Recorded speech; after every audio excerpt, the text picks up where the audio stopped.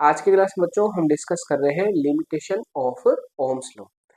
तो अगर बच्चों प्रोसेस ये होती है कि अगर कोई लॉ है एक फिक्स कंडीशन तक अगर अप्लाई हो रहा है, एक लिमिट तक अप्लाई हो रहा है, उसके बाद में अप्लाई नहीं हो रहा, तो हम ये बोलते हैं कि ये जो लॉ है यहाँ तक अप्लाई होगा, अब इसके बाद में ये अप्लाई नहीं होगा, तो इस लॉ की क्या आ गई, लिमिटेशन आ गई है। ठीक है, तो ये हम आपकी जो एनसीईआरटी बुक है इसमें 3 टाइप के ओम्स लॉ की लिमिटेशन दे रखी है, उसे हम डिस्कस करते हैं। तो आइए देखते हैं। फर्स्ट लिमिटेशन क्या है बच्चों, सिंपल लैंग्वेज फर्स्ट लिमिटेशन ये है, पोटेंशियल डिफरेंस में very non linearly with current. जो आपका पोटेंशियल डिफरेंस है वो करंट की क्या होता है, नॉन लीनियर होता है। यानी एक्चुअल में अगर बात करें ओम्स लॉ क्या होता है, ओम्स लॉ होता है V is directly proportional to I। अगर कहीं पर ये रूल अगर फॉलो नहीं हो रहा तो हम क्या बोलेंगे, वहां पे ओम्स लॉ की क्या आ गई है, लिमिटेशन आ गई है। जैसे आपके पास मान लो कोई कंडक्टर है, स्टार्टिंग कंडीशन में पोटेंशियल की वैल्यू इंक्रीज हो रही है, तो आई की वैल्यू भी क्या हो रही है, इंक्रीज हो रही है।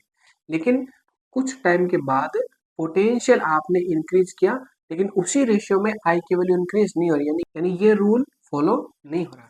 तो इस कंडीशन हम ये बोल सकते हैं कि अब यहाँ पे ये क्या आ गई, इसकी लिमिटेशन आ गई है, अब इससे आगे ओम्स लॉ हम नहीं लगा सकते। सिंपल लैंग्वेज ये बोल सकते हो कि अगर हम किसी कंडक्टर के लिए वी आई ग्राफ ड्रॉ करें, तो उस कंडीशन में अगर पोटेंशियल की वैल्यू करंट की वैल्यू के डायरेक्टली प्रोपोर्शनल नहीं हो रही, तो उस कंडीशन में यहाँ पे क्या आ गई, लिमिटेशन आ गई, यानी यहाँ पे ओम्स लॉ नहीं लगेगा।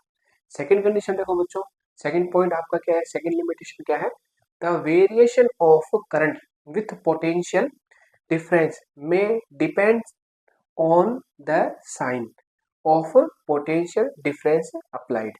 मतलब ये जो बोल रहा है इसको हम बच्चों एक बार देखते हैं। देखो इसमें हमने ले रखा है डायोड का एग्जांपल, यहाँ पे हमने कंडक्टर लिया था, यहाँ पे लिया था डायोड का।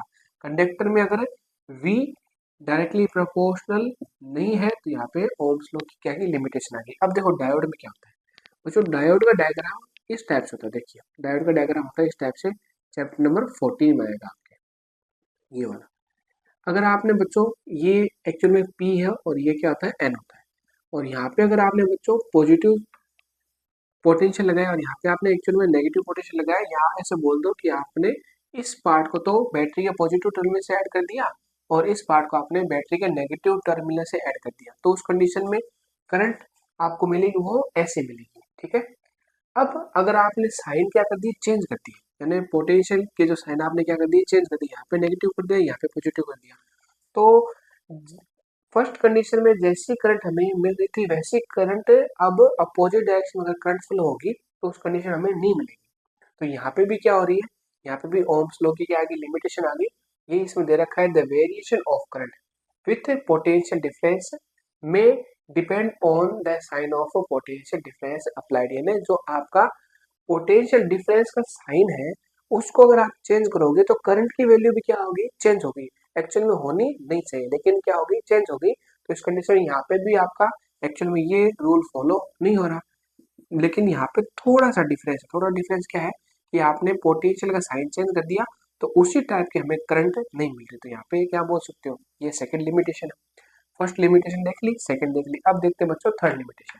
थर्ड लिमिटेशन में हमने एक एग्जांपल लिया है गैलियम आर्सेनाइड का। गैलियम आर्सेनाइड देखिए उसमें क्या प्रोसेस होती है, थर्ड लिमिटेशन में दे रखा है, the relation between potential difference and current is not unique, that is there is more than one value of V for the same current I। यानी कहने का मतलब ये है, जैसे बच्चों ग्राफ आपका इस टाइप से है, ठीक है, ग्राफ आपका इस टाइप से बन रहा है, आप पोटेंशियल की वैल्यू इंक्रीज कर रहे हो और करंट की वैल्यू इंक्रीज हो रही है, लेकिन ग्राफ किस टाइप से बन रहा है, इस टाइप से बन रहा है। तो यहाँ से और यहाँ तक तो आपका V is equal to directly proportional I है, लेकिन बाद में जो आपका ये रीजन है ये क्या आपका नॉन लीनियर रीजन आ गया। यानी यहाँ पे ये इस रीजन में A से B रीजन में ये वैल्यू अप्लाई नहीं हो रही। 0 से A तक तो हो रही है, 0 से A तो V डायरेक्टली प्रोपोर्शनल I है, लेकिन A से B नहीं हो रही। फिर बाद में क्या आ रहा है, फिर B से अगर C की बात करो तो ये नेगेटिव रेजिस्टेंस रीजन है। नेगेटिव रेजिस्टेंस रीजन कैसे पता चला, क्योंकि अगर हम यहाँ पे बच्चों एक लाइन ड्रॉ करें तो ये एंगल क्या आ रहा है, ये एंगल आ रहा है 90 डिग्री से अबो, तो 90 डिग्री से अबो एंगल आ रहा है, तो उस कंडीशन में टेन थीटा की वैल्यू भी क्या होगी, नेगेटिव होगी, टेन थीटा नेगेटिव होगा, तो वी आई ग्राफ का जो स्लोप होता है वो होता है टेन थीटा। देखिए यहाँ पे आपका जो एंगल है 90 डिग्री से अबो है, तो ये वैल्यू क्या आएगी, नेगेटिव आएगी। और ये यहाँ पे क्या होता है, स्लोप होता है, ठीक है, वी आई ग्राफ। और वी आई ग्राफ का स्लोप किसके इक्वल होता है, R is equal to V upon I के इक्वल होता है। तो यहाँ पे रेजिस्टेंस भी क्या आ गया आपको बच्चों, नेगेटिव आ गया। तो ये रीजन क्या बताता है, ये नेगेटिव रेजिस्टेंस को शो करता है। तो इस टाइप से गैलियम आर्सेनाइड में क्या हो रहा है, गैलियम आर्सेनाइड में बच्चों ये हो रहा है, जैसे अगर आप मान लो कि यहाँ पे आपने एक करंट ले ली I1, ठीक है।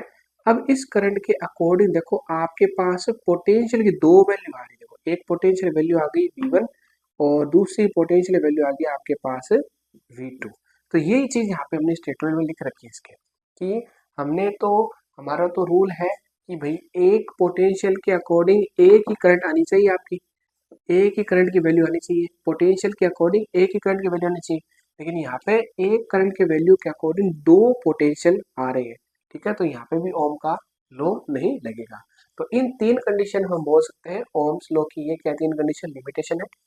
लिमिटेशन क्या है, फर्स्ट कंडीशन सिर्फ ये बोलना है हमें कि भाई V इज डायरेक्टली प्रोपोर्शनल अगर नहीं हो रहा किसी कंडक्टर में, तो वहां पे ओम्स लॉ आगे अप्लाई नहीं कर सकते। सेकंड कंडीशन में क्या बोलना है, सेकंड कंडीशन में ये बोलना है कि अगर हम पोटेंशियल का साइन चेंज कर देंगे तो करंट जो पहले हमें मिल रही थी वैसी करंट अगर नहीं मिलेगी, तो भी ओम्स लॉ की ये क्या है, लिमिटेशन है, ठीक है, नहीं यहाँ पे हम ओम्स लॉ अप्लाई नहीं कर सकते। और थर्ड कंडीशन ये है कि एक करंट के अकॉर्डिंग दो पोटेंशियल हमें मिल रहे हैं, तो यहाँ पे भी हम ओम्स लॉ अप्लाई नहीं कर सकते। तो ये ओम्स लॉ की क्या है, लिमिटेशन। लिमिटेशन का मतलब ये है कि एक फिक्स कंडीशन तो आप अप्लाई कर सकते हैं, उसके बाद अप्लाई नहीं कर सकते। तो ये तीन कंडीशन में हम ओम्स लॉ अप्लाई नहीं कर सकते। अब बच्चों हम मिलेंगे नेक्स्ट वीडियो में।